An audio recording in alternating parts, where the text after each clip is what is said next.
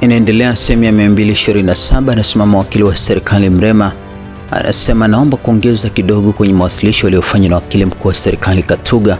Naomba kuongeza yafuatayo. Mheshimiwa majaji, hiyo obligation iliyowasilishwa mbele ya mahakama ya rufani lazima iwe na uwezo wa kuondoa shauri hilo lililoko mbele ya mahakama hii. Nikirejea shauri alilolirejea shauri la DPP dhidi ya Mohamed Ussi, naomba kuialika mahakama hii kwenye kifungu cha 5 kifungu kidogo cha pili. Mleta maombi amefanya reference kwenye kifungu ambacho kimepitwa na wakati, it is not applicable. Kifungu hiki kukihusanisha na kesi ya Mohamed Ussi na kukileta kwenye sheria sasa, it is not applicable. Kifungu cha 8 kinazungumzia mashauri ya madai. Swali la kujiuliza ni je, shauri hili ni la madai? Jaji anawasha kipaza sauti, anauliza, Katuga, ulisema Mrema anaongezea, sasa mbona anarudia yale yale? Watu wanacheka hapa mahakamani na jaji anamwambia Mrema aendelee ila asirudie mambo ambayo tayari Katuga ameongea. Mrema anasimama, anasema, waheshimiwa majaji, ni hayo tu. Anasema, Mheshimiwa Lissu, waheshimiwa majaji, naomba mniruhusu nijibu hoja za waleta maombi. Wanacholalamikia sio order, wanalalamikia findings.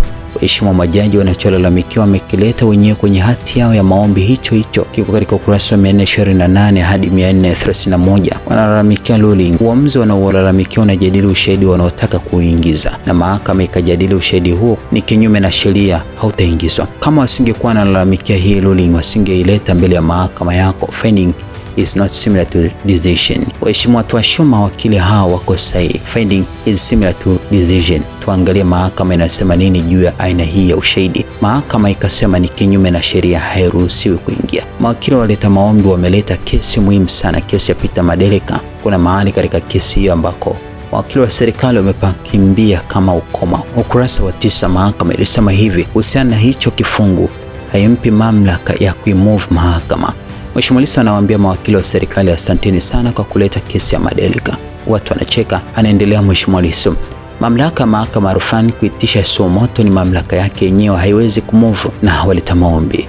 Kama mahakama haijaiona yenyewe haiwezi kuleta maombi. Wanasema nisiwafundisha, lakini mkiangalia record waliandika barua wakileta maombi, kisha wakaandika barua wanataka kuimove mahakama. Katuga amesema maombi yao wameyaleta under 63. Waheshimiwa majaji, na waomba muangalie maombi hayo kama kuna sehemu wametaja kifungu hicho. In the notes of motion hakuna sehemu wametaja ni sita ipi kati ya vifungu 6 vya sheria hiyo. Hawezi kuja hapa kuzungumza kitu tofauti na maombi wanayozungumza.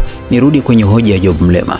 Imealikwa majaji kukubaliana na hoja kwamba sheria imeshabadilika, ni vifungu tofauti. Waheshimiwa majaji, mimi na revised act ya mwaka 2023 inasema section 5 haina marekebisho kabla ya mwaka 2023. Kwa hiyo hii hoja ya kwamba kuna sheria imebadilika ni vitu tofauti, ni hoja ambayo inachelewa kusema, haina mashiko. Na kwa maana hiyo anasema pingamizi langu halina uwezo wa kumaliza madai. Je, kwenye hoja yangu hii kwamba maombi haya hayaruhusiwi kwa sababu hayana uwezo wa kuyafuta maombi kama inasema yameletwa chini ya kifungu cha 8(2)d, hakuna hoja hapo.